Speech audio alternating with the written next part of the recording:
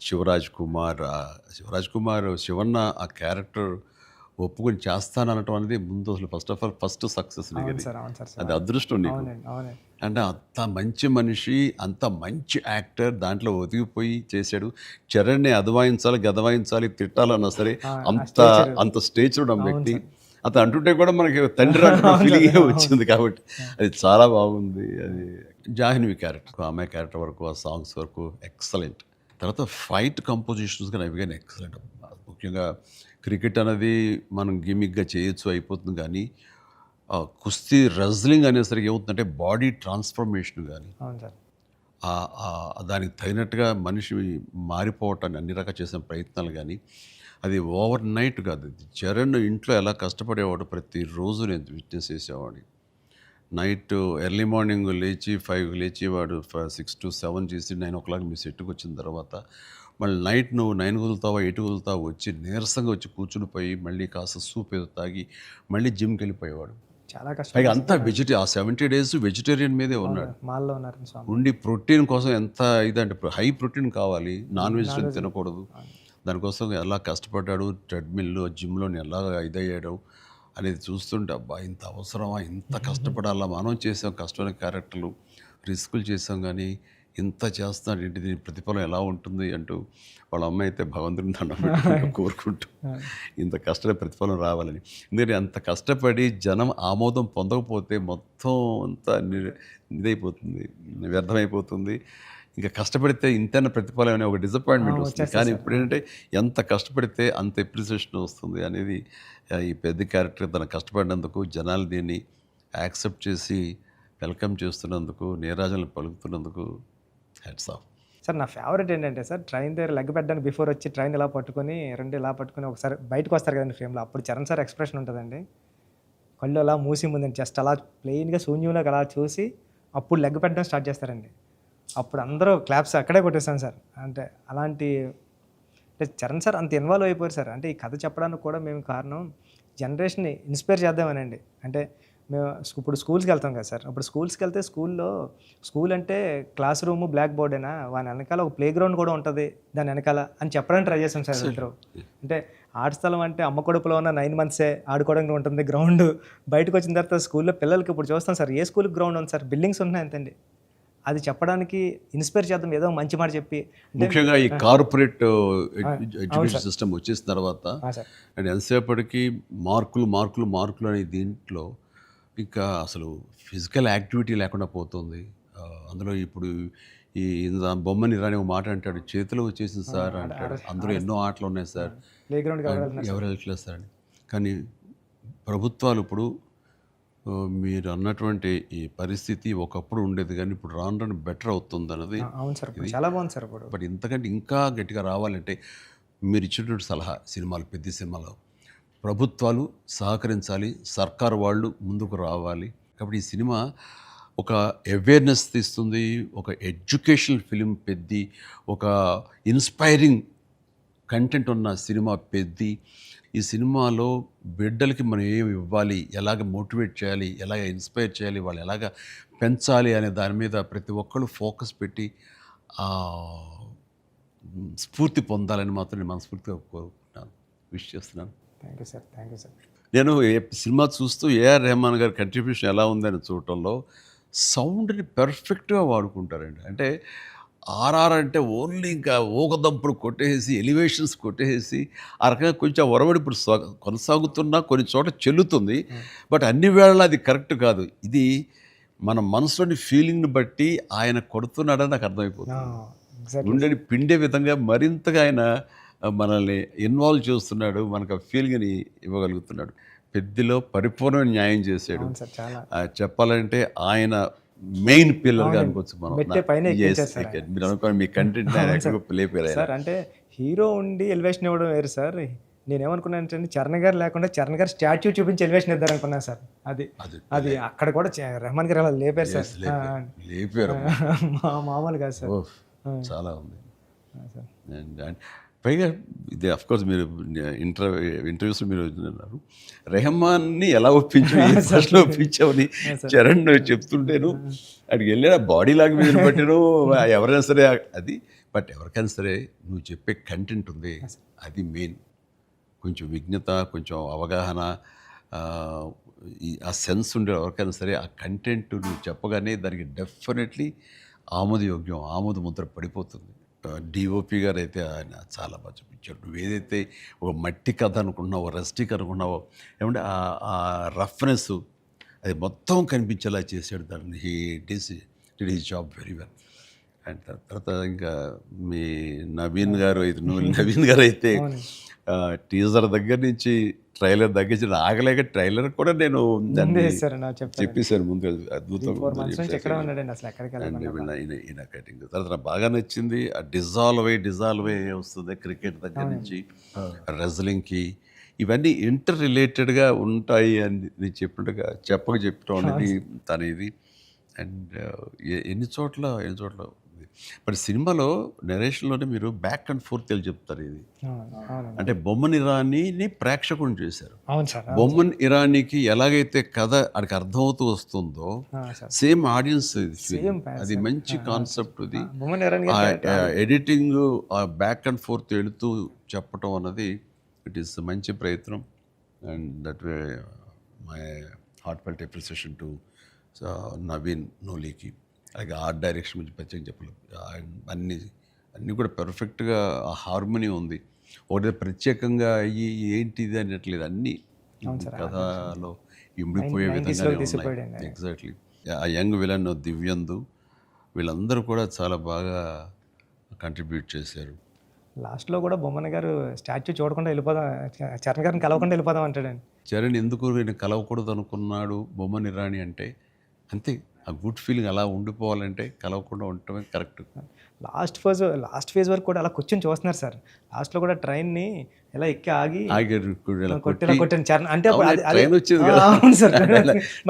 కదా ఎందుకు నడిపించావే బాబు అంటే మేము పడ్డ బాధ మీకు తెలియాలి. బాగుంది, మంచి సమ్మప్, అది బాగుంది. అంటే పెద్దిగాడి కోసం ఆ రోజు బండి ఆగింది సార్. మా జీవితాలు మొదలయ్యాయి. మాకు స్కూల్ వచ్చింది, వైద్యం వచ్చింది, సర్కారు వచ్చి మా ఊరు క్రిస్ప్గా చాలా బ్యూటీతో పట్ట అని జరుగుతుంది. లాస్ట్లో మళ్ళీ వస్తారు కదండి చరణ్ గారు స్క్రీన్ మీదకి, పెద్ద అరుస్తాడు కదండి. అది ఎక్కడ బర్ణ వల్ల తెలియలేదండి ఎవరికైనా. బొమ్మన్ గారికి గట్టిగా పట్టుకుని పెద్ద అని అరిస్తే అప్పుడు కొండల మధ్యలో కుక్కను పట్టుకుని వెళ్తూ ఉంటారు. డిసప్పర్ అయిపోయి అనుకోకుండా పడతామేటి మళ్ళీ చూస్తావేటి మళ్ళీ ఇలాంటి సినిమాని ఇలాంటి సినిమాని మళ్ళీ చూస్తావేటి అనిపించింది. అది ఫెంటాస్టిక్. సతీష్ గారికి ఇది ఒక ప్రౌడ్ ఫిల్మ్ ఇది. అండ్ ఆయన ప్రైడ్. ఆయన ఇంకా తర్వాత బోర్డు సినిమాలు తీయచ్చాము కానీ ఇది ఇచ్చేటటువంటి సాటిస్ఫాక్షన్, ఇది ఇచ్చే గుర్తింపు, ఇది ఇచ్చిన రెస్పెక్ట్ కానీ అది సతీష్ గారు యూ డిజర్వ్ దిస్. అండ్ దీని వెనకాల మీ సపోర్ట్, మీ ఇలాంటి సినిమా తీసినందుకు నాకు కూడా చాలా ప్రౌడ్. సార్ మీరు ఒప్పిన టైంలో చెప్పారు సార్ నాకు, డబ్బులు ఎలాగైనా వస్తే రెస్పెక్ట్ సంపాదించి ఫస్ట్ అని. ఈయన డబ్బులు ఎలాగైనా సంపాదించుకుంటారు. ఆయన ఉన్నటువంటి కన్స్ట్రక్షన్ అయితేనేవి, ఆయనకున్నటువంటి డిజిటల్ ఐటీ వలన అయితేనేవి. కానీ ఈ సినిమా ద్వారా గుర్తింపు, ఒక రెస్పెక్ట్ వచ్చింది. అది ఈయన ఫుల్గా ఎంజాయ్ చేస్తున్నారు. బికాజ్ ఆయన సపోర్ట్ ఈ సినిమాకి అంతగా ఇచ్చారు. నువ్వు అనుకున్నవన్నీ కూడా ఆయన నీకు అమర్చారు. ఈయన పూర్తి న్యాయం చేశారు ఆయన. సతీష్ సార్కి నాకు లైఫ్లో ఫస్ట్ మూవీ అన్నట్టు సార్. ఇది వృద్ధికి ఇది ఎప్పటికీ మర్చిపోలేము సార్ ఈ రిలేషన్ని. దీనంతా నువ్వు చేస్తావే, నువ్వు ఆ టైప్ ఆఫ్ ఆలోచన డైరెక్టర్ సార్. మీరు నాకు ఉప్పిన ఇచ్చారు సార్ ఫస్ట్, చరణ్ సార్ ఏమో పెద్ద ఇచ్చారు సార్. మీతో కూడా ఒక ఛాన్స్ అవ్వండి సార్, చేస్తాను ఎప్పుడైతే అప్పుడు. నువ్వు అలా పరిగెత్తమని దూకమని వైర్లతో అంటే అయ్యో సార్ మీరు ఇప్పుడు కూడా చేస్తున్నారు సార్. ఇప్పటికి వైర్లు కడుతుంటారు, పైకి లేపుతుంటారు, పల్టీలు కొట్టిస్తుంటారు. మొన్న శంకర్ ప్రసాద్ ఇంట్లో కూడా చేశాను. పని అవసరం వచ్చేసరికి దేనికి నెరవం, దేనికి వెనకం చేసే పరిస్థితి లేదు. ఇంకా ఒకసారి ఎన్ని వైర్లు కట్టి అన్నీ ఇవైపోయింది, కవిలిపోయింది. చరణ్ చూశాడు ఇంట్లో, ఏంటిది అన్నాడు. వైర్ కట్టి లేపారు. ఇంకా వైర్లు ఇంటికి కడుతున్నారా? వాళ్ళు పిలిచి డాంగ్ అలా కష్టపడతారంటే మీరు అదేదని తెచ్చాడు. మరి లేదురా వాళ్ళు కాదురా డూప్ సరిగ్గా చేయలేదని అని తీసేసి నేనే చేశాను రా షార్ట్ అని వాళ్ళు అదే అన్నారు. డాడీ చేస్తానన్నారు అని. అంటే చరణ్ ఇందులో ఎంత కష్టపడ్డాడు అనేది ఆ, నేను చెప్పాల్సిన అవసరం లేదు. ఆడియన్స్ ఆల్రెడీ వాళ్ళ క్యారెక్టర్ ద్వారా ఆ, వాళ్ళే గుర్తించారు.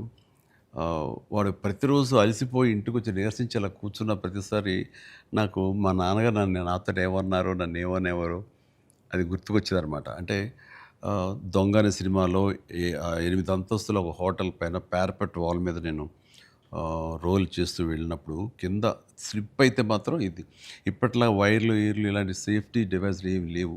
మొండితనంతో చేయటం అనమాట. అట్లాగే ట్రైన్ కింద పడుకొని గోండా సినిమాలో వెళ్తుంటే ఒక 3 ఇంచెస్ ఎవేగా బాడీ లూజ్ అయితే కంకరాలు కొట్టుకుపోయేవి. నా బలంతో ఉండాలి తప్ప ఇంకో హార్నెస్ కానీ అది కానీ లేదనమాట. ఇవన్నీ మా నాన్నగారి దగ్గర నుంచి చూసి ఇంటికి వచ్చేసి చాలా బాధపడేవాళ్ళు. తిట్టేసి ఆడి కోపంలో బాధ ఎలా ఉంటుందంటే బూతులు ఇచ్చేసేవారు. అలా చేయాలా అంటే ఏదో కొంచెం చెప్పకూడదు అని కొంచెం అలా తిట్టేసేసి ఆయన చేసేవారు. తప్పదానా దాందే ఉంది చేయాలి, లేకపోతే ఎలా కనపడదు రిజల్ట్, ఎలా మరి ఫ్యాన్స్ ఇచ్చేయాలి కదా వాళ్ళు ప్రేక్షకులు అని అప్పట్లో ఏం మాట్లాడేవాడిని. లేదురా రేపు పొద్దు నీకు కొడుకు పుట్టి, అప్పుడు ఇంకా చరణ్ పుట్టలేదు ఆ టైంకి, నీకు కొడుకు పుట్టి వాడు యాక్టర్ అయ్యి హీరో అయ్యి వాడు ఇలాగే కష్టపడుతున్నారు అప్పుడు తెలిసొస్తారా మా ఫీలింగ్స్ ఏంటో నీకు అనేవాళ్ళు. నిజంగా నీ పెద్ద సినిమాకి చేసి వాడు అలసిపోయి వచ్చి కూర్చుని ఈ మణికట్టు దెబ్బ తగిలిందని కానీ కంటి మీద దెబ్బ తగిలి రక్తం ఇదే ఇచ్చింది దానికి కుట్లు పడ్డాయి అన్నప్పుడు కొంచెం ఒక 1/2 ఇంచ్ 1/4 ఇంచ్ కిందకి వెళ్తే కంటి గుడ్డేమవుతుందో అనే పరిస్థితి అన్నీ తెలిసినప్పుడు మాత్రం బాధపడి వ్యక్తం చేయబోయాను. నాకు మా నాన్నగారు మాట గుర్తుకొచ్చింది.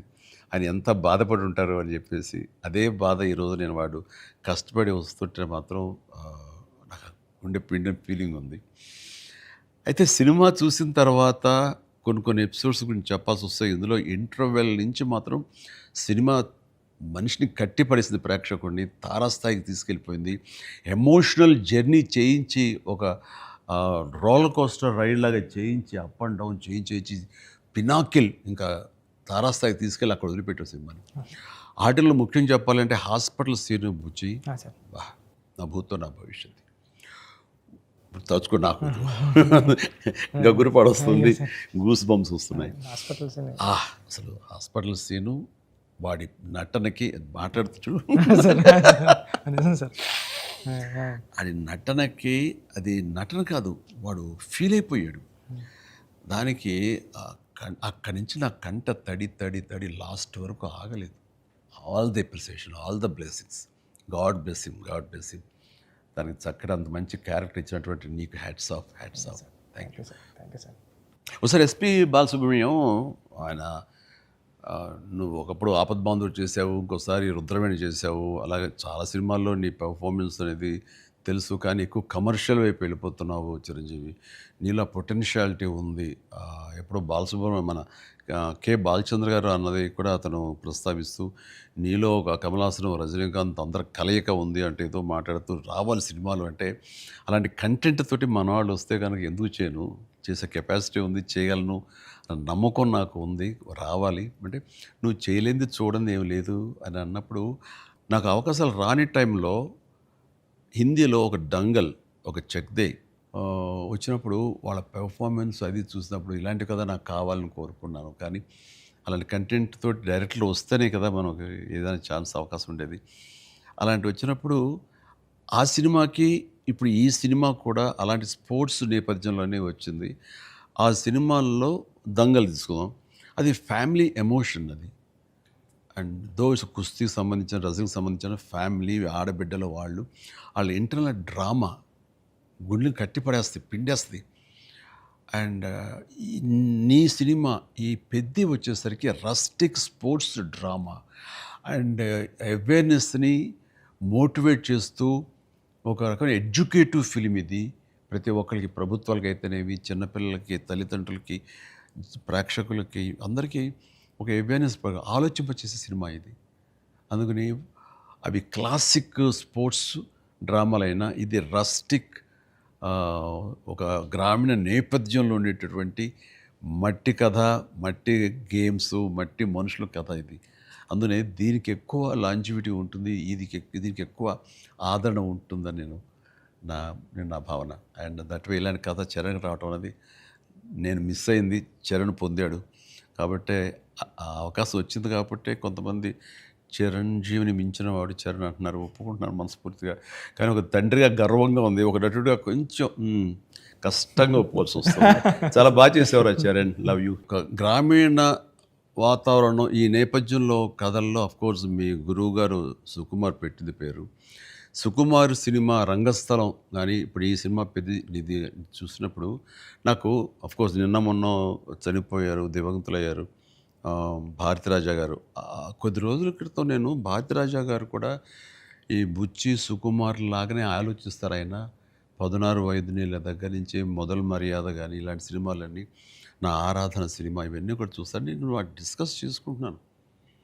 ఆ 2 డేస్లోనే నిన్న మొన్న ఆయన చనిపోయారని తెలిసిన ఇది డ్యూ రెస్పెక్ట్ ఆయనకి మనస్ఫూర్తిగా మనం ఆయన ఆత్మశాంతి చేకూరాలని ఈ సందర్భంగా కోరుకుంటున్నాను. అండ్ ఆయన ప్రస్తావన ఎందుకు వచ్చిందంటే అలాంటి సినిమాలకు ఆయన పెట్టింది పేరు. అదే రొమాంటిక్ సినిమాలు అవని, లేకపోతే డ్రామా అవని, ఫ్యామిలీ డ్రామా అవని.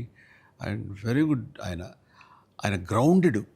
అలాగా మళ్ళీ సుకుమార్ గారు మీరు మన తెలుగులో అంత గ్రౌండెడ్ ఫిల్మ్స్ తీస్తుంటారు.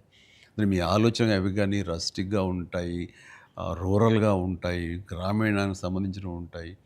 అట్లాగా ఆయన ఈ ఈ ఇందులో మనస్ఫూర్తిగా నేను ఇలాంటి ఒక శిష్యుడికి ఇన్స్పైర్ చేసి ఇలాంటి మంచి కథ ఎన్నుకోవడానికి, ఆలోచించుకోవడానికి ఒక కథకుడుగా, ఒక డైరెక్టర్గా నువ్వు అతనితో అసోసియేట్ అయ్యి నువ్వు నేర్చుకున్నందుకు, నేను ఇన్స్పైర్ చేసేందుకు, నీలాంటి వ్యక్తిని ఈ పెద్ద ద్వారా మాకు ఇచ్చినందుకు అండ్ మనస్ఫూర్తిగా నీ సందర్భంగా సుకుమార్కి నేను నా అభినందనలు తెలియజేయాలి.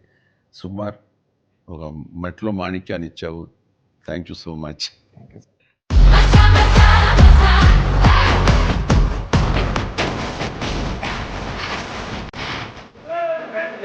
Doctor!